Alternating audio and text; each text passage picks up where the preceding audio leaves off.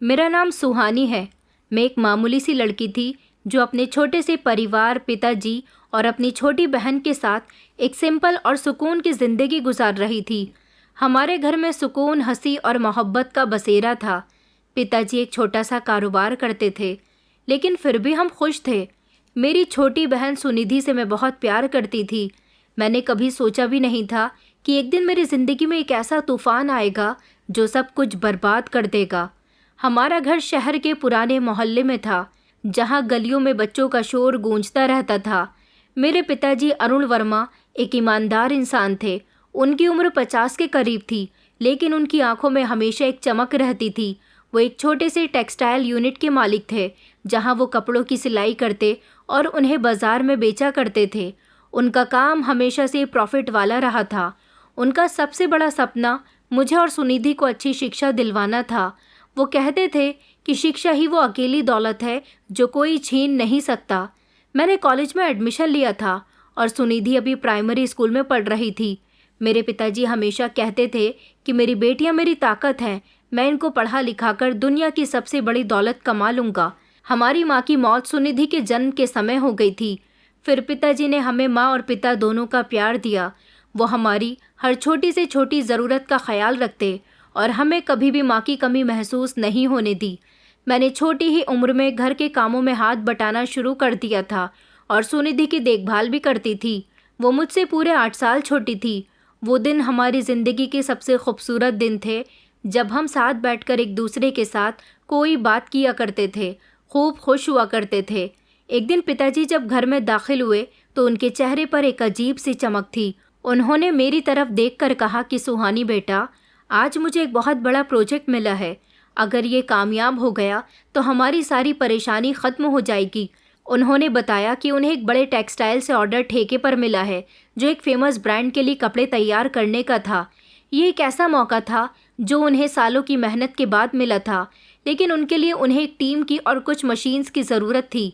उनके पास इतने इंतज़ाम नहीं थे कि वो अकेले इस प्रोजेक्ट को शुरू कर सकें, और इसी सिलसिले में उनकी मुलाकात शहर के एक बड़े बिजनेसमैन धीरज कपूर से हुई। धीरज कपूर का नाम शहर में जाना पहचाना जाता था। वो एक कामयाब बिजनेसमैन थे जिनके काफ़ी सारे कारोबार थे। उनकी दौलत अच्छी भी थी और बुरी भी। कुछ लोग उन्हें शरीफ इंसान समझते थे, जबकि कुछ लोग उन्हें लालची और बेरहम इंसान कहा करते थे। पिताजी ने बताया कि धीरज कपूर ने उन्हें इस प्रोजेक्ट में टीम देने की ऑफ़र की है और ये उनके लिए एक सुनहरा मौका है। पिताजी ने धीरज कपूर को एक फरिश्ता समझा जो उनके सपनों को हकीकत में बदलने आया था। उन्होंने उसकी बातों पर पूरी तरह से विश्वास कर लिया। धीरज कपूर ने मेरे पिताजी को बड़े बड़े सपने दिखाए, उन्हें यकीन दिलाया कि ये प्रोजेक्ट उन्हें आसमान की बुलंदियों तक पहुंचा देगा। मेरे पिताजी ने अपनी सारी जमा पूंजी, जो उन्होंने सालों की मेहनत से बचाई थी, इस प्रोजेक्ट में लगा दी। उन्होंने कुछ कर्ज भी लिया और इस उम्मीद पर कि ये प्रोजेक्ट उन्हें जल्दी सब कुछ वापस कर देगा। कुछ समय तक तो सब कुछ ठीक चलता रहा। नई मशीन लगाई, मजदूरों की संख्या बढ़ गई और काम तेज़ी से आगे बढ़ने लगा। मेरे पिताजी बहुत खुश थे। वो हमेशा कहते थे कि सुहानी, अब तुम्हारी शिक्षा में कोई रुकावट नहीं आएगी। सुनिधि को भी अच्छे कॉलेज में एडमिशन दिलवाऊंगा और हम लोग एक बड़े से घर में शिफ्ट हो जाएंगे और तुम्हारी शादी भी खूब धूमधाम से करेंगे। उनकी आंखों में एक चमकता हुआ फ्यूचर दिखाई दे रहा था, लेकिन ये खुशी ज़्यादा दिनों तक कायम नहीं रह सकी। धीरे धीरे मुझे महसूस होने लगा कि पिताजी फिर से परेशान रहने लगे हैं। उनके चेहरे पर फिक्र लौट आई थी। वो रातों को जागने लगे थे, गहरी सोच में डूबे रहते थे। उनके चेहरे की हंसी कहीं गायब हो गई थी। मैंने उनसे कई बार पूछा था कि क्या बात है, लेकिन उन्होंने कुछ नहीं बताया। कहते थे कि बस मामूली सी परेशानी है, मगर मैं जानती थी कि ये मामूली सी परेशानी नहीं थी। उनके चेहरे की परेशानी और उनकी उदास आंखें सब कुछ बता रही थी। एक शाम जब पिताजी घर लौटे तो उनकी हालत बहुत ख़राब थी। उनके कपड़े बिखरे हुए थे और चेहरे पर सदमा था। वो सीधे सोफे पर जाकर बैठ गए। उनकी आंखों से आंसू निकलने लगे। ये देखकर मेरा दिल डर गया। मैंने उन्हें कभी इतना लाचार नहीं देखा था। मैंने कहा, पिताजी क्या हुआ? मैंने उन्हें कई बार सहारा देते हुए पूछा। मेरी आवाज़ में डर और परेशानी थी। फिर उन्होंने कांपती हुई आवाज़ में कहा कि बेटी, हम बर्बाद हो गए। धीरज कपूर ने हमारे साथ धोखा किया। मैंने कहा, क्या मतलब? उन्होंने कहा कि मुझे यकीन नहीं आ रहा था कि जो इंसान कुछ महीने पहले मुझे फरिश्ता नज़र आ रहा था वो ऐसा कैसे कर सकता है। पिताजी ने बताया कि धीरज कपूर ने प्रोजेक्ट के सारे फंड्स गायब कर दिए थे और अब वो हमें दिवालिया करार देने की धमकी दे रहा है। उसने न सिर्फ हमारे पैसे हड़प लिए बल्कि हमें कानूनी कार्यवाही में भी फंसा दिया था। मैं उसके जाल में बुरी तरह से फंस चुका हूँ। ये एक फ्रॉड था जिसकी प्लानिंग धीरज कपूर ने शुरू से ही कर रखी थी। उसने मेरे पिताजी का भरोसा जीतकर उन्हें बड़े सपने दिखाए और अब एक ही झटके में सब कुछ छीन लिया। पिताजी ने बताया कि उसने सारे डॉक्यूमेंट में हेराफेरी कर दी थी और अब कानून भी उसका साथ दे रहा है। ये खबर हम पर बिजली बनकर टूटी थी। मेरे पिताजी की सेहत दिन ब दिन गिरने लगी थी। वो बिस्तर पर पड़ गए और उन्हें डिप्रेशन ने घेर लिया। सुनिधि जो अभी छोटी थी इस कंडीशन को समझ नहीं पा रही थी, लेकिन पिताजी की परेशानी देखकर खुद भी उदास रहने लगी थी। हमारे घर की रौनक गायब हो गई। खुशियों के बजाय अब गम और मायूसी ने जगह ले ली थी। मैंने पिताजी को तसल्ली दी और कहा कि हम जल्द ही इस मुश्किल से निकल जाएंगे। मैंने हर दरवाज़ा खटखटाया, हर तरह से कोशिश कर ली कि धीरज कपूर जैसे इंसान को कटघरे में लाया जाए, लेकिन उस जैसे ताकतवर इंसान के आगे हमारी कोई हैसियत नहीं थी। वो इतना ताकतवर था कि कोई हमारी मदद करने के लिए तैयार नहीं था। मुझे हर जगह से मायूसी का सामना करना पड़ा। पुलिस भी धीरज कपूर के दबाव में थी और हमारी एफआईआर भी सही तरीके से दर्ज नहीं की गई। हर जगह से यही जवाब मिलने लगा कि वो बहुत बड़ा आदमी है, उससे पंगा मत लो। मैंने अखबार में भी खबर छपवाने की कोशिश की, लेकिन धीरज कपूर ने मीडिया को भी खरीद रखा था। कोई भी उसके खिलाफ आवाज़ उठाने को तैयार नहीं था। मैं दिन रात रोती रहती थी, ऊपर वाले से मदद मांगती थी, लेकिन हालात दिन ब दिन बिगड़ते चले गए। हमारे पास खाने के भी पैसे नहीं थे, घर का किराया भी देना था। पिताजी की बीमारी बढ़ती जा रही थी और हमें उनके इलाज के लिए पैसों की ज़रूरत थी। मैंने अपनी पढ़ाई भी छोड़ दी थी ताकि पिताजी का ख्याल रख सकूं और कोई काम कर सकूं, लेकिन कोई काम भी नहीं मिल रहा था। एक शाम जब मैं अदालत से मायूस होकर घर वापस लौट रही थी तो एक काली चमकती हुई गाड़ी मेरे पास आकर रुकी। बहुत अमीर आदमी की लगती थी। उसमें से एक इंसान निकला, हट्टा कट्टा हैंडसम था, लेकिन उसकी आंखों में एक अजीब तरह का घमंड था। ये धीरज कपूर का बेटा रोहित कपूर था। मैंने उसे पहले कभी नहीं देखा था। उसकी उम्र 28 साल के करीब होगी। उसकी पर्सनैलिटी से डर लग रहा था। उसने एक लिफाफा मेरे हाथ में थमाया और कहा कि ये तुम्हारे पिता के लिए है। इसे पढ़कर वो खुद समझ जाएंगे कि उनकी गलती कितनी बड़ी थी। उसके बाद वो गाड़ी में बैठकर चला गया। मैं लिफाफा लेकर घर आई। पिताजी ने जब लिफाफा खोला तो उसमें एक दस्तावेज था जिस पर लिखा हुआ था कि अगर हमने एक हफ्ते के अंदर धीरज कपूर की सारी शर्तें कबूल नहीं की तो वो न सिर्फ हमारे घर को नीलाम करवा देगा बल्कि मेरे पिता को भी जेल भिजवा देगा। इस दस्तावेज के साथ एक फ़ोटो भी थी जिसमें सुनिधि स्कूल से घर लौट रही थी और उसके पीछे एक काली गाड़ी खड़ी थी। ये एक साफ साफ धमकी थी कि अगर हमने उनकी बात नहीं मानी तो वो सुनिधि को भी नुकसान पहुंचा सकते हैं। ये देखकर मेरे पिताजी की आंखों में आंसू आ गए। वो जानते थे कि अब उनके पास कोई रास्ता नहीं था। उनके चेहरे पर मायूसी छा गई। पिताजी टूट चुके थे। उन्होंने कहा कि बेटी, हम उनसे मुकाबला नहीं कर सकते, हमें उनकी शर्तें माननी ही पड़ेंगी। मैंने कहा, कैसी शर्त है उनकी पिताजी? पिताजी की आंखों में आंसू थे जब उन्होंने कहा कि वो चाहते हैं कि तुम उनके बेटे रोहित से शादी कर लो। ये सुनते ही मेरे पैरों तले से ज़मीन निकल गई। मुझे लगा कि जैसे किसी ने मेरे सर पर ज़ोरदार हथौड़ा मार दिया हो। मैंने कभी सोचा भी नहीं था कि मेरी ज़िंदगी का फ़ैसला इस तरह किया जाएगा। मैंने इनकार किया। मैंने चिल्ला चिल्लाकर रोना शुरू कर दिया और कहा कि नहीं पिताजी, मैं ऐसा नहीं करूँगी। पिताजी ने मुझे समझाया कि ये हमारे बचने की अकेली उम्मीद है। अगर हमने ऐसा नहीं किया तो हम बर्बाद हो जाएंगे, साथ ही सुनिधि का फ्यूचर भी खतरे में पड़ जाएगा। पिताजी ने कहा कि मेरी सेहत बिगड़ जाएगी बेटी और मैं जेल चला जाऊंगा। इसके बाद तुम लोगों को कोई पूछने वाला भी नहीं होगा। उन्होंने कहा कि बेटी, मैं तुम्हें कुर्बानी देने को नहीं कह रहा हूँ, बल्कि ये हमारे परिवार को बचाने का इकलौता सहारा है। इसलिए मैंने अपने परिवार को बचाने के लिए अपनी कुर्बानी देने का फैसला कर लिया। मेरे दिल में कठिन सी बेचैनी थी, लेकिन मेरे पास कोई और रास्ता नहीं था। रोहित कपूर से शादी करने पर मैंने हाँ कर दी थी। मेरी आंखों से आंसू बह रहे थे, लेकिन मैंने अपने दिल को मजबूत कर लिया था। सिंपल तरीके से शादी हुई जिसमें रोहित के ख़ानदान के कुछ मेंबर और मेरे पिता, मेरी बहन भी शामिल थे। कोई खुशी नहीं थी, सिर्फ एक गहरा दुख और मायूसी थी। रोहित ने मुझे कभी मोहब्बत की नज़र से नहीं देखा। उसकी आंखों में वही बदले की आग थी जो मैंने पहली बार देखी थी। वो मुझे सिर्फ एक हथियार समझता रहा, एक ऐसा हथियार जिसके जरिए वो मेरे पिता से अपने पिता के नुकसान का बदला ले सके। उसकी नज़र में मुझे हमेशा नफरत नज़र आती थी। शादी के बाद मेरी जिंदगी एक कैद में बदल गई। रोहित ने मुझे अपने घर के छोटे से कमरे में कैद करके रखा था। ये एक बहुत बड़ा बंगला था जिसमें हर तरह की सहूलियतें मौजूद थीं, लेकिन मेरे लिए किसी जेल से कम नहीं था। वो मुझे कभी बाहर जाने नहीं देता था, न ही मुझे किसी से मिलने दिया करता था। मेरे पिताजी और सुनिधि भी मुझसे दूर हो चुके थे। उनसे मेरा कोई कांटेक्ट नहीं था। मुझे उनसे मिलने की परमिशन ही नहीं थी। मैं उनसे मिलना चाहती थी। मुझे उनकी बहुत याद आती थी। मैं दिन रात अपनी किस्मत पर रोती रहती थी, लेकिन वहाँ कोई मेरी फरियाद सुनने वाला नहीं था। कोई मेरे आंसू देखने वाला नहीं था, बल्कि मेरे आंसू तो इन लोगों को अच्छे लगते थे।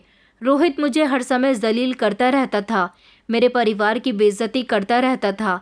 वो मेरे परिवार को बुरा भला कहता रहता था और मुझे एहसास दिलाता था कि मैं सिर्फ उसके बदले का एक जरिया हूँ। उसने कहा कि तुम्हारे पिता ने मेरे पिता को बर्बाद कर दिया। वो हमेशा यही कहा करता था और कहता था कि अब तुम उसकी कीमत अदा करोगी।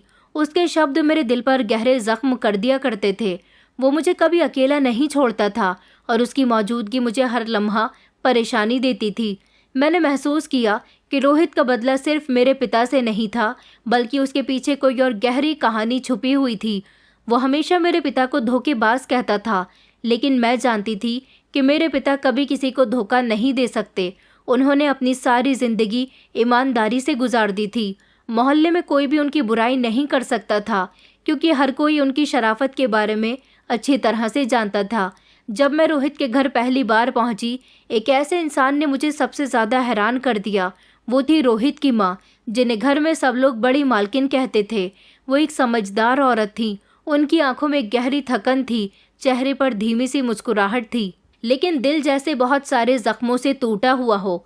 रोहित जितना सख्त इंसान था, उसकी माँ उतनी ही खामोश दिखाई देती थी। कभी मेरे सामने नहीं आई, बस दूर से मुझे देखती रहती थी, जैसे वो मेरी तकलीफ को समझने की कोशिश कर रही हैं। एक दिन रोहित ने मुझे कमरे में बंद किया हुआ था।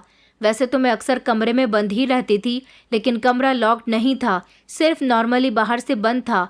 रोहित की माँ खामोशी से मेरे पास आई, मेरे लिए खाना लेकर आई। उन्हें देखकर मैं हैरान हुई। वो मेरे बराबर में बैठ गई और धीरे से कहने लगी कि खाना खा लो बेटा, मैं जानती हूँ कि तुम बहुत बड़ी तकलीफ से गुजर रही हो। ये बात बिल्कुल सच थी, क्योंकि मैं अभी भी कैद में ही थी। मेरे आंसू निकलने लगे। उन्होंने मेरी तरफ देखा और मुझे तसल्ली देने लगी। उनकी आंखों में दर्द था, एक माँ का दर्द जिसने अपने बेटे को नफरत से भरते हुए देखा और अपने पति को सच छुपाते हुए देखा। उन्होंने कहा कि बेटा, मैं भी मजबूर हूँ। मेरे पति ने मेरे बेटे को झूठ बोलना सिखाया, बदला लेना सिखाया, कभी लोगों की इज्जत करना नहीं सिखाया। लेकिन बेटी, तुम रोहित को वो औरत बनकर हरा सकती हो जो उसे उसकी सच्चाई दिखाए, उसे आईना दिखाए, आवाज़ नहीं। न जाने कि मुझे उस दिन पहली बार ऐसा लगा था कि वो मेरी सास नहीं, इस घर की मेंबर नहीं, बल्कि मेरे लिए एक हमदर्द, एक माँ बन गई हैं। उन्होंने न कभी मेरे लिए आवाज़ उठाई थी, न कभी मेरे खिलाफ खड़ी हुई थी, लेकिन हर लम्हा मेरा वजूद उनकी खामोशी से ढका रहा। उन्होंने अपने बेटे को कभी बुरा नहीं कहा, बुरा कहा तो सिर्फ अपने पति को। लेकिन वो रातों को अपने बेटे के कमरे के बाहर बैठकर आंसू ज़रूर बहाया करती थी। उन्होंने बेटे की ज़िंदगी अच्छी और मेरे ज़ख्मों को, मेरी तकलीफ़ को महसूस किया। वो काफ़ी पढ़ी लिखी थी और एक इज़्ज़तदार फैमिली से बिलोंग करती थी। उन्होंने धीरज कपूर से अपनी मर्ज़ी से, यानी कि मोहब्बत से शादी की थी। वो समझती थी कि उन्हें एक ऐसा पति मिला है जो उनके सपनों को पूरा करेगा। लेकिन शादी के कुछ सालों के बाद में ही उनके पति का असली चेहरा उनके सामने आ गया था, जो कि काफ़ी बेरहम था, खुदगर्ज था, सिर्फ अपना फ़ायदा देखना जानता था। रोहित की माँ ने अपने पति की बेवफाई, जुल्म भरे बिहेवियर और दौलत की हवस को खामोशी से बर्दाश्त किया, और बर्दाश्त करने की सिर्फ एक ही वजह थी, मोहब्बत की शादी, जिस वजह से उन्होंने सब कुछ सहा। रोहित उनका इकलौता बेटा था जिसे वो समझदार और ईमानदार इंसान बनाना चाहती थी, भलाई के रास्ते पर चलने वाला इंसान बनाना चाहती थी। लेकिन उसके पिता ने बचपन से ही अपने बेटे के दिल में नफरत और बदला ताकत की जुबान भर दी थी। रोहित की माँ ने कई बार रोहित को गलत काम करने से रोका भी था, उसे समझाया था, लेकिन वो अपनी माँ की बात ज़्यादा नहीं सुनता था। अपने पिता की बात पर ध्यान दिया करता था। वो अपने पिता की सख्ती से इम्प्रेस होता था, इसलिए उसकी माँ खामोशी से तमाशा बनकर रह गई। एक ऐसी माँ जो अपनी ममता से बेटे को बचा न सकी, और एक ऐसी पत्नी जो हर रात अपने पति के झूठ और धोखाधड़ी पर आंखें बंद करती, सब कुछ जानकर भी अनजान बनने की कोशिश करती, सिर्फ अपने पति की खातिर। उनके दिल में ढेर सारे जख्म भरे हुए थे, लेकिन हमेशा उन्होंने अपने होठ खामोश रखे। मैंने रोहित के घर में रहते हुए भी चुपचाप सारी इन्फॉर्मेशन इकट्ठी कर ली थी। ये मेरे लिए आसान नहीं था, क्योंकि इस घर में हर तरफ नौकर थे। मुझे सिर्फ कमरे में रखा जाता था, और सिर्फ कमरे में रहकर सारी इन्फॉर्मेशन इकट्ठी करना मेरे लिए कोई आसान काम नहीं था। इतने पर भी रोहित की कड़ी निगरानी थी। उसने कमरे में कैमरे भी लगवा रखे थे, ताकि वो मेरी हर हरकत पर नज़र रख सके। लेकिन मैंने हिम्मत नहीं हारी। मैंने एक दिन मौका देखकर जल्दी से कमरे से बाहर निकलना बेहतर समझा, और मैं खामोशी से रोहित के स्टडी रूम में दाखिल होने की कोशिश करने लगी। जब वो बाहर गया हुआ था, फाइनली जैसे ही मैं स्टडी रूम तक पहुंच गई थी, वहां मुझे एक पुराना अखबार मिला जो रोहित के स्टडी रूम में पड़ा था। उसमें धीरज कपूर के कारोबार में होने वाले एक बड़े नुकसान के बारे में बताया गया था। इस खबर में मेरे पिता का नाम कहीं भी शामिल नहीं था। ये बात मुझे हैरान कर गई कि अगर मेरे पिता ने उन्हें धोखा नहीं दिया था, तो फिर रोहित मुझसे किस बात का बदला ले रहा है। इस घर में एक पुरानी और बूढ़ी नौकरानी भी थी, जिसका नाम मानसी था। वो बहुत ही अच्छी और नरमदिल इंसान थी। उसकी उम्र लगभग 65 साल के करीब होगी, और वो कई सालों से इस बंगले में काम कर रही थी। उसकी आंखों में मैंने अपने लिए हमदर्दी देखी थी। वो हमेशा मुझे अकेले में देखकर तसल्ली दिया करती, और मुझे चुपचाप आकर खाना भी खिलाया करती थी। मैंने एक दिन उसे अपनी पूरी कहानी सुनाई और उससे धीरज कपूर के बारे में पूछा। उसने एक गहरी सांस ली, फिर कहने लगी कि बेटी, ये बहुत पुरानी बात है। धीरज कपूर का कारोबार एक बहुत बड़े फ्रॉड में शामिल था, जिसकी वजह से उन्हें बहुत बड़ा नुकसान भी हुआ था। आगे उन्होंने बताया कि ये फ्रॉड उनके अपने ही कुछ करीबी लोगों ने किया था, जिन्होंने पहले भी कई बार धीरज कपूर को धोखा दिया था। तुम्हारे पिता अरुण वर्मा उस समय तो धीरज कपूर के साथ काम भी नहीं कर रहे थे, बल्कि उन्होंने तो धीरज कपूर के इस फ्रॉड से बचने की बहुत कोशिश की थी। उन्हें कुछ ज़रूरी बातें भी पता थीं, लेकिन धीरज कपूर ने उनकी बात नहीं सुनी। उसने तुम्हारे पिता की ईमानदारी पर शक किया, तुम्हारे पिता को अच्छा नहीं समझा और उन्हें अपना दुश्मन समझ लिया। बाद में जब उन्हें नुकसान हुआ, तो उन्होंने सारा इल्ज़ाम जानबूझकर तुम्हारे पिता पर डाल दिया। मानसी मौसी ने आगे बताया कि धीरज कपूर ने ये सब कुछ अपने बेटे रोहित से छुपाया हुआ है, और उसे यही बताया था कि अरुण वर्मा ने उन्हें धोखा दिया है, और सब कुछ किया धरा भी अरुण वर्मा का ही है। तभी तो तुम्हारा पति तुम्हारे पिता से इतनी नफरत करता है, क्योंकि वो अपने पिता के नुकसान का सारा दोषी तुम्हारे पिता को समझता है। ये सुनकर तो मेरे होश उड़ गए। मैंने कहा, तो फिर रोहित मुझसे बदला क्यों ले रहा है? मुझे ये बात समझ नहीं आ रही थी। इसलिए मैंने मानसी मौसी से ये सवाल पूछा कि क्या रोहित को ये सब पता है। उन्होंने कहा कि नहीं बेटा, मैं तुम्हें यही तो बताने की कोशिश कर रही हूँ कि रोहित के पिता ने उसे सब कुछ गलत बताया, और वो इस दुनिया में सबसे ज़्यादा अपने पिता पर भरोसा करता है। ये अंधविश्वास है, तुम्हारे पति को लगता है। मैंने कहा, रोहित को लगता है कि उसके पिता को मेरे पिता ने धोखा दिया, जबकि हकीकत इससे बिल्कुल अलग थी।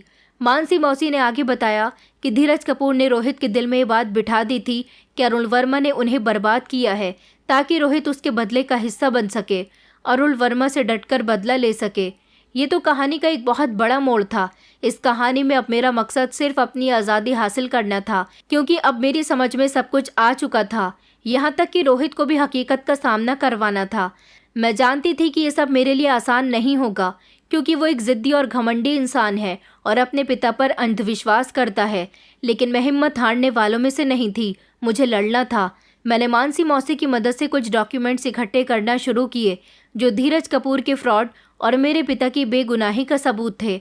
मानसी मौसी ने कुछ पुराने बैंक स्टेटमेंट ढूंढने में मदद की, जो धीरज कपूर के इस फ्रॉड को बेनकाब कर सकते थे। ये डॉक्यूमेंट रोहित के स्टडी रूम में एक पुरानी अलमारी में छुपे हुए थे। मानसी मौसी ने बताया कि धीरज कपूर ने ये दस्तावेज इसीलिए छुपा रखे थे ताकि कोई उन तक ना पहुंच सके। मेरे लिए अब यह खेल आसान होता जा रहा था। उधर रोहित की माँ की नज़र जब मुझ पर पड़ती तो वो मुझे कभी टोकती नहीं थी, क्योंकि वो समझ गई थी कि मैं क्या काम कर रही हूँ, बल्कि वो मेरी मदद कर दिया करती थी। अपने पति को बेनकाब वो भी करना चाहती थी। वो मेरी हरकतों पर पर्दा डाल रही थी और मेरे सीक्रेट को सलामत रख रही थी। एक दिन रोहित ने मुझे अपने साथ एक बड़ी पार्टी में चलने के लिए कहा। मैंने इनकार नहीं किया, लेकिन उसने मुझे धमकी दी कि अगर मैंने उसकी बात नहीं मानी तो वो मेरे पिता और मेरी बहन को नुकसान पहुंचाएगा। उसने गुस्से में कहा कि तुम्हें क्या लगता है कि मैं तुम्हें आज़ाद कर दूंगा? ऐसा नहीं हो सकता मेरी जान, तुम यहाँ से भाग नहीं सकती। अब तो तुम्हारी असली आजमाइश शुरू हुई है। तुम मेरी कैद में हो और तुम्हें वैसा ही करना होगा जैसा मैं तुम्हें कहूँगा। मैं उसकी बात खामोशी से सुनती रही। मैं मजबूर थी, मुझे उसकी बात माननी पड़ी। मैंने अपने दिल में फैसला कर लिया था कि यही वो मौका है जब मैं किसी से मदद मांग सकती हूँ। पार्टी शहर के एक बहुत महंगे होटल में थी।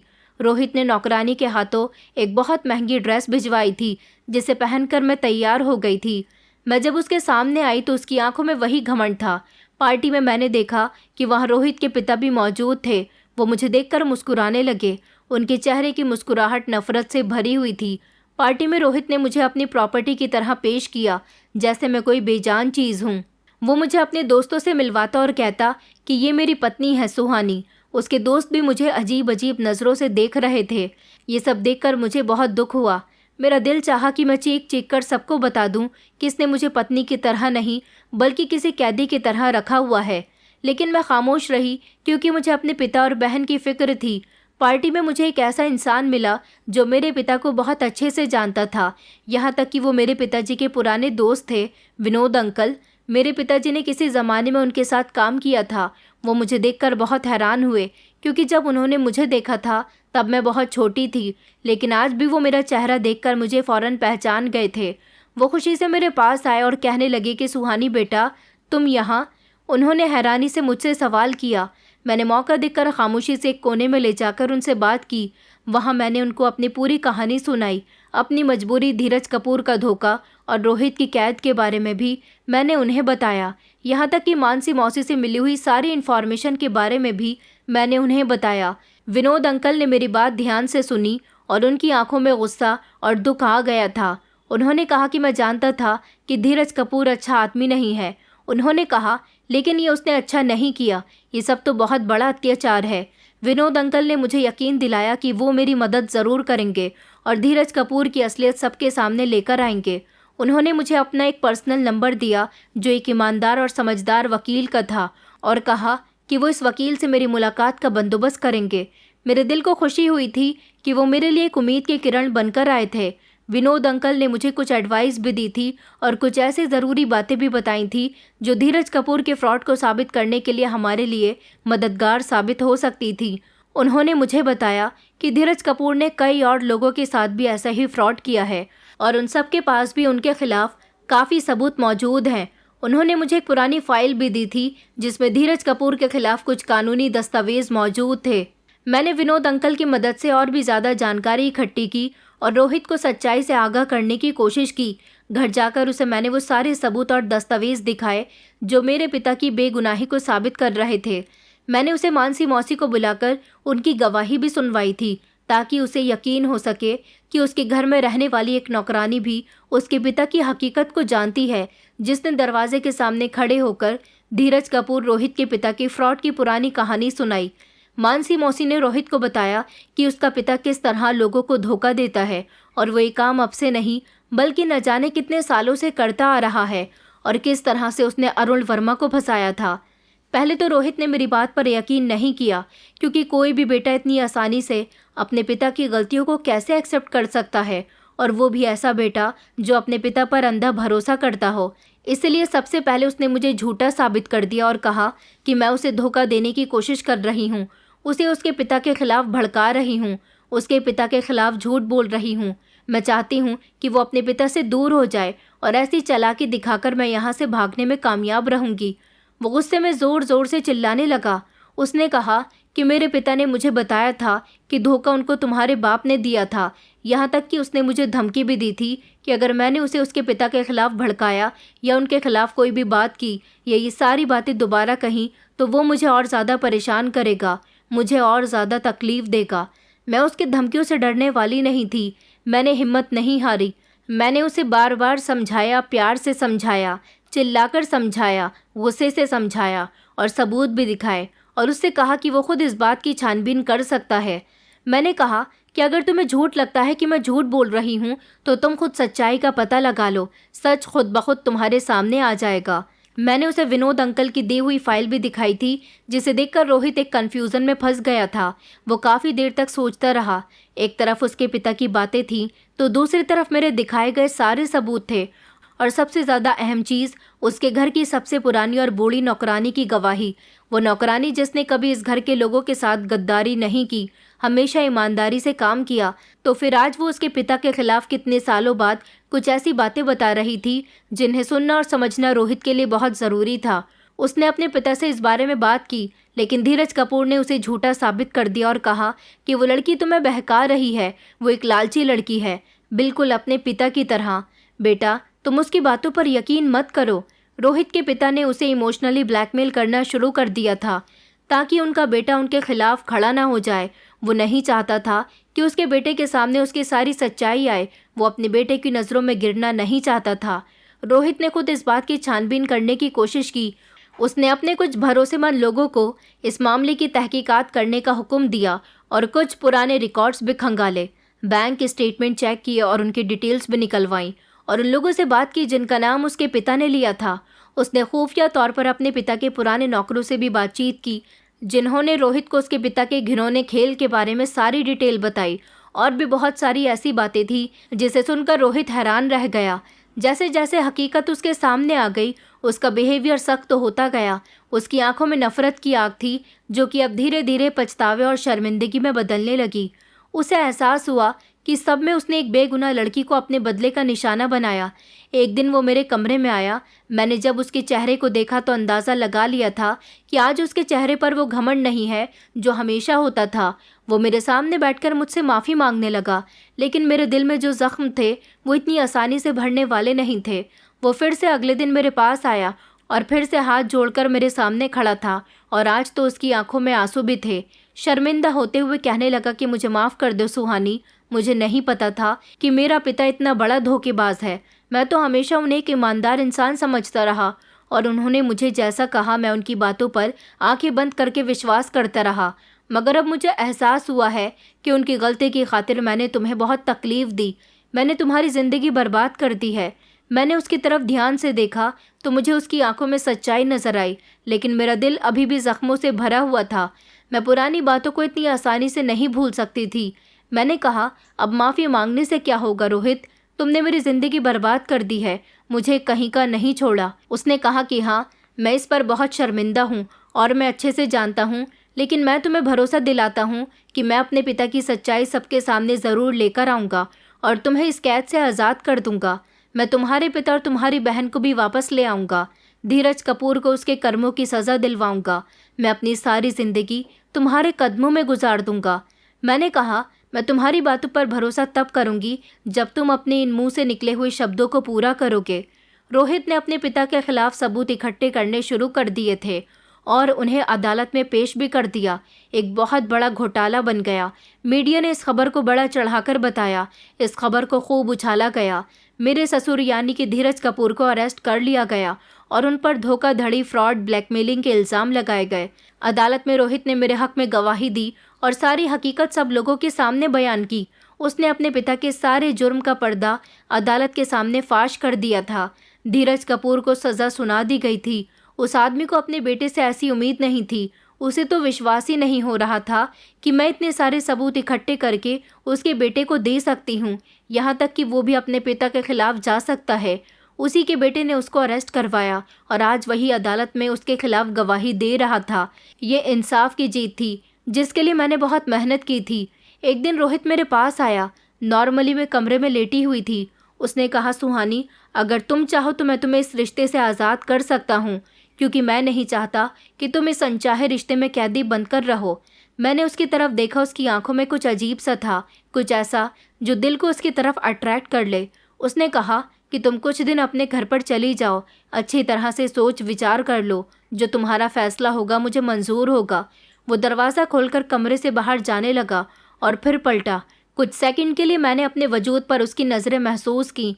फिर उसने कहा कि एक बात हमेशा याद रखना, मैं तुम्हारे साथ हूँ। हर मुश्किल समय में तुम जब भी मुझे पुकारोगी अपने साथ खड़ा पाओगी। मुझे उसकी बातों पर यकीन आने लगा था, लेकिन अब मुझे अपने घर जाना था, इस कैद से आज़ाद होना था, अपने पिता और बहन से मिलना था। मैंने अपना बैग तैयार किया और पिता के घर जाने के लिए गेट से निकलने लगी तो एक इंसान जिसे मैंने अपने जाने की वजह बताई थी, वो थी सिर्फ मानसी मौसी, क्योंकि उनसे मुझे एक अजीब सी अटैचमेंट हो गई थी। उन्होंने अपनी आंखों में आंसू लेकर मुझे विदा किया। वक्त गुजरता गया।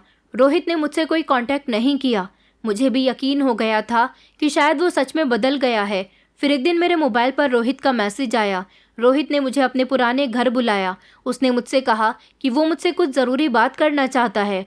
उसने कहा कि एक नया प्रोजेक्ट है जो कि मैंने शुरू किया है और मैं चाहता हूँ कि तुम इसमें मेरी मदद करो। मैं हिचकिचाई, लेकिन उसने कसम खाई कि वो मुझे नुकसान नहीं पहुँचाएगा। उसने कहा कि वो सिर्फ मेरा एक्सपीरियंस और एडवाइस लेना चाहता है। मैं उसकी बात पर यकीन करके उसके घर चली गई। वो मुझे कमरे में ले गया जो इससे पहले मैंने कभी नहीं देखा था। वो एक बड़ा और अजीब सा कमरा था जिसमें अजीब व गरीब सामान रखा हुआ था। कमरे में पूरी तरह से खामोशी थी और इसमें एक अजीब सी बदबू फैली हुई थी। रोहित का चेहरा भी थोड़ा अजीब लग रहा था। उसकी आंखों में एक बार फिर वही पुरानी चमक थी जो मुझे डरा रही थी। उसने कहा कि सुहानी, तुम्हें क्या लगता है कि मैं तुम्हें इतनी आसानी से छोड़ दूंगा? उसकी आवाज़ में एक शैतानी हंसी थी। मेरे दिल की धड़कनें तेज़ हो गईं। मुझे लगा जैसे मैं उसके जाल में फंस गई हूँ।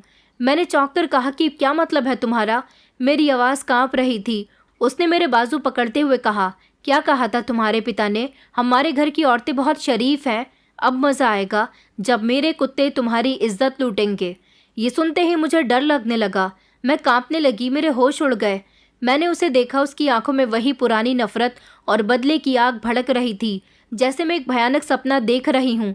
मैंने पीछे हटने की कोशिश की, लेकिन वो मेरे करीब आ गया। उसके चेहरे पर एक शैतानी मुस्कुराहट थी। उसने एक ज़ोरदार सीटी मारी तो उसके 2 खतरनाक कुत्ते कमरे में आए और उनके इशारे पर मेरे शरीर के कपड़े नोचने लगे। ये कुत्ते बहुत बड़े बड़े और डरावने थे। मैं उनको देखकर डर रही थी। उसने उनको इशारा दिया। जब वो कुत्ते मेरे ऊपर हमला करने लगे, मैं ज़ोर ज़ोर से चिल्लाने लगी, रोने लगी। वो ज़ोर ज़ोर से भौंक रहे थे। मैं भाग रही थी तो वो मेरे पीछे पीछे आ रहे थे। कभी वो मेरे शरीर पर वार करते तो कभी मेरे कपड़ों को फाड़ रहे थे। हाथ जोड़कर उसके आगे रिक्वेस्ट कर रही थी कि प्लीज़ इनको रोक लो। उन्होंने मुझे काफ़ी हद तक ज़ख्मी कर दिया था, मगर वो मेरी कोई बात नहीं सुन रहा था, बल्कि मुझे ऐसी हालत में देखकर ज़ोर ज़ोर से हंस रहा था। उसने इतने में ही मेरे पिताजी को फ़ोन लगाया और कहा कि देख लो आज तुम्हारी बेटी के साथ क्या हो रहा है। उसने मेरी वीडियो बनाकर मेरे पिताजी को भेज दी थी। मुझे लगा जैसे मेरे शरीर से जान निकल जाएगी। मैं रो रही थी, ऊपर वाले से प्रार्थना कर रही थी और वो कुत्ते मुझे परेशान कर रहे थे। उन्हें मुझे परेशान करते हुए लगभग 2 मिनट गुजर गए थे। उन्होंने मुझे काफ़ी हद तक ज़ख्मी कर दिया था। उनके नाखूनों के निशान और काटने के निशान मेरी टांगों और हाथों पर आ गए थे और चीखते चीखते मेरी हालत बुरी हो गई थी। इतने में ही वहाँ पर पुलिस आ गई। पुलिस ने जब ये सब देखा तो फ़ौरन पुलिस ने इस सब हंगामे को रुकवाया। ये सब देखकर रोहित हैरान रह गया था कि इस समय यहाँ पर पुलिस कैसे आ गई। पुलिस ने कुत्तों को जैसे तैसे रुकवा दिया था और उन्हें कमरे से बाहर निकलवाया। मौके पर पुलिस ने आकर मुझे बचा लिया था और रोहित को हिरासत में ले लिया। पुलिस को यहाँ बुलाने वाला इंसान कोई और नहीं बल्कि उसकी अपनी माँ थी, जिन्होंने अभी तक मुझे परेशान होते हुए देखा था। मगर अब जब उनके बेटे ने मुझ पर कुत्तों से जानलेवा हमला करवाया था तो ये सब वो देख नहीं सकी, इसलिए उन्होंने पुलिस को बुलाना बेहतर समझा। उन्हें मुझसे हमदर्दी थी। ये बात जब रोहित को पता चली तो वो हाथ पैर हिलाने लगा। पुलिस ने उसके हाथों में हथकड़ियाँ डाल दी थी। उसने कहा कि माँ, आपको शर्म नहीं आती? इस लड़की के लिए अपने बेटे को अरेस्ट करवा रही हो? उसकी माँ ने कहा कि नहीं बेटा, मुझे शर्म तो तब आई थी जब तुम भी अपने पिता की तरह गलत रास्ते पर चलने लगे हो। मैंने हमेशा तुम्हें एक ईमानदार इंसान बनाने की कोशिश की, मगर तुम अपने पिता से भी आगे निकल चुके हो कि तुम्हारे पिता जेल में हैं। मैंने आज तक कभी तुम लोगों से कुछ नहीं कहा, सब कुछ खामोशी से देखती रही, लेकिन अब इस घर में वैसा ही होगा जैसा मैं चाहूँगी। मैं तुम लोगों की मनमानी अब और बर्दाश्त नहीं कर सकती। अपनी माँ की बातें सुनकर रोहित को अपनी गलती का एहसास हुआ था, क्योंकि अब उसके ऊपर से उसके पिता का हाथ हट गया था और माँ उसके खिलाफ थी, इसलिए वो जानता था कि अब वो नहीं बच सकेगा। उसने मुझसे और अपनी माँ से माफ़ी मांगने की कोशिश की, लेकिन अब उसकी कोशिश बेकार थी, क्योंकि मैं उसे माफ़ नहीं कर सकती थी। इस बार उसकी आवाज़ में सच्चाई और पछतावा था। उसे लगा था कि मैंने उसे बताया है, क्योंकि वो जेल में अपने पिता से मिलने गया था, जिसने अभी तक अपने जुर्म कबूल नहीं किया था। वो अभी भी यही कह रहा था कि वो लड़की झूठ बोल रही है। वो अपने पिता के पास गया तो उसे अपने पिता की बातों पर यकीन आ गया, इसलिए दोबारा से वो मुझसे बदला लेने के लिए उनसे मुझे झूठ बोलकर यहाँ कुत्तों के हवाले कर दिया था। मगर सच तो ये था कि झूठ उसका पिता बोल रहा था। उसने अपने पिता के सारे गैर कानूनी काम बंद करवा दिए थे। पुलिस उसे पकड़कर ले गई। उसकी माँ ने मुझे तसल्ली दी कि अब तुम्हें परेशान होने की कोई ज़रूरत नहीं है, तुम आराम से अपने घर जाओ। मैंने उनका शुक्रिया अदा किया। अस्पताल में 2 दिन तक मेरा इलाज चला, लेकिन इन 2 दिनों में रोहित जेल से बाहर आ गया था, क्योंकि उसकी माँ ने उसे जेल से बाहर निकलवा दिया था। उनका कहना था कि उनका बेटा सुधर गया, सच में अपनी गलती एक्सेप्ट कर रहा है, उसे माफ़ कर दो। मगर मैं इतनी आसानी से माफ़ नहीं कर सकती थी। मैं अपने पिताजी और अपनी बहन के साथ रह रही थी। कई दिन गुजर गए। एक दिन रोहित के बारे में पता चला कि उसने गरीबों के लिए काफ़ी सारी सहूलियतों का बंदोबस्त किया है। वो काफ़ी सुधर गया है। अब लोग उसे अच्छे इंसान के तौर पर जानने लगे हैं। वो कुछ दिनों बाद अपनी माँ के साथ मेरे घर आया। उसने अपनी माँ से अपनी गलतियों की माफ़ी मांग ली थी। मुझसे भी माफ़ी मांग रहा था। उसने कहा कि मुझे माफ़ कर दो सुहानी, मैं जानता हूँ कि मैं माफ़ी के लायक नहीं हूँ, लेकिन मैं सच में अब बदल चुका हूँ। उसकी माँ कुछ नहीं बोली। उन्होंने अपने बेटे से कहा कि जब ये तुम्हें माफ़ करेगी तभी तुम्हारी माफ़ी पूरी होगी, मगर मैंने उसे माफ़ नहीं किया। वो सच में पूरी तरह से बदल गया था। उसने अपने पिता के गैर कानूनी कारोबार को बंद करवा दिया और उसकी जगह ईमानदारी से काम करना शुरू कर दिया। ज़रूरतमंद लोगों की मदद करनी शुरू कर दी। उसने और उसकी माँ ने मिलकर अस्पताल बनवाए, स्कूल बनवाए, जिसमें गरीबों के बच्चे मुफ्त में पढ़ सकें और उनका मुफ्त में इलाज हो सके। उसने मेरे पिता को उनका कारोबार भी वापस दिलवा दिया था। मैं अपने पिता के साथ रहने लगी थी। पिताजी की कंडीशन भी अब धीरे धीरे बेहतर होने लगी। मैंने महसूस किया कि उसे सच में पछतावा है। उसने मुझे कभी मजबूर नहीं किया था कि मैं उसे माफ़ करूं या उसके साथ रहूं। उसने मुझे पूरी आज़ादी दी कि मैं अपनी ज़िंदगी के फ़ैसले खुद से करूं। इसी तरह से 1 साल गुजर गया था।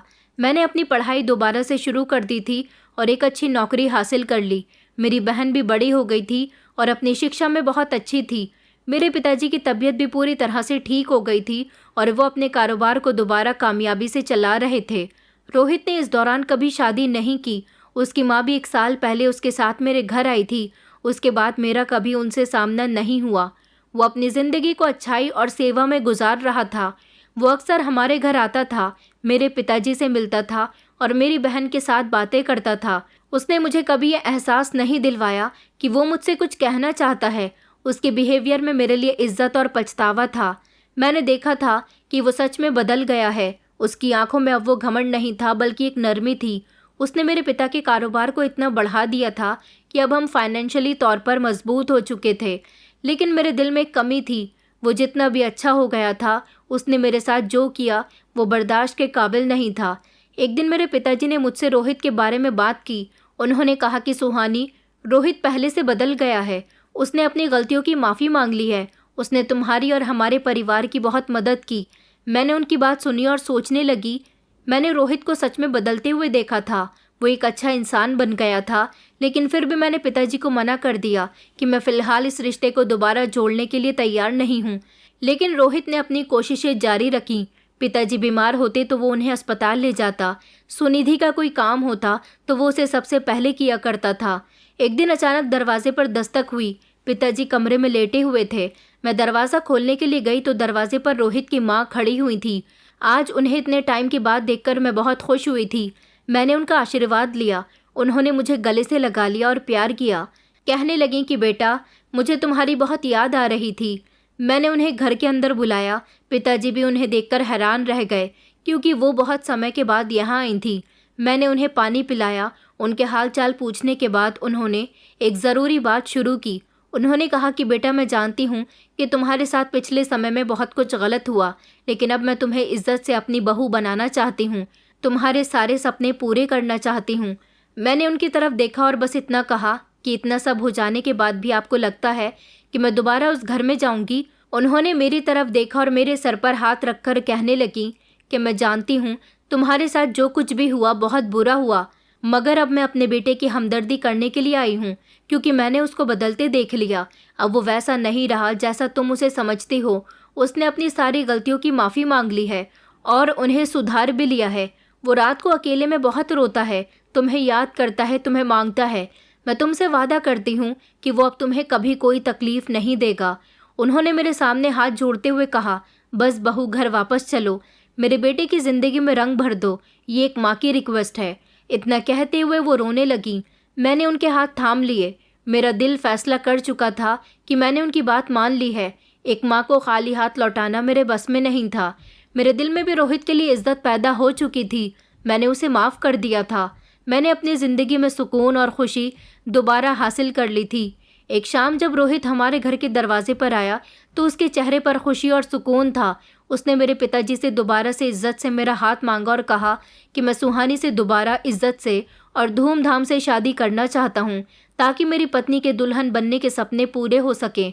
उसने मेरे पिताजी से वादा किया था कि वो सारी ज़िंदगी मुझे बहुत खुश रखेगा और अब मुझे कोई तकलीफ़ नहीं देगा। उसने कहा कि वो मुझे कभी मजबूर नहीं करेगा, मुझे तंग नहीं करेगा और मुझे परेशान नहीं करेगा। अगर मुझे कभी ऐसा लगता है कि वो मुझे परेशान करता है तो मैं उसे खुशी खुशी छोड़कर चली जाऊंगी और वो मुझे रोकेगा भी नहीं। उसकी बातें सुनकर मुझे हंसी आने लगी थी। मैं उसके साथ जाने के लिए तैयार हो गई। फिर हम दोनों की इज्जत से और धूमधाम से शादी हुई। इस बार हमारे रिश्ते में इज्जत और मोहब्बत भी थी। जब मैं रोहित के घर पहुंची तो उसकी माँ ने मेरा धूमधाम से स्वागत किया था और इस बार इस घर में मेरे लिए कोई कैद नहीं थी, बल्कि मैं इस घर की मेंबर बनकर वहां शामिल हुई थी। दोस्तों, उम्मीद करती हूँ आपको हमारी कहानी पसंद आई होगी। कहानी पसंद आई है तो वीडियो को लाइक करें, चैनल पर नए हैं तो चैनल को सब्सक्राइब करें और हाँ, नोटिफिकेशन बेल को ज़रूर दबाएं ताकि अगली अपडेट सबसे पहले आपको मिले।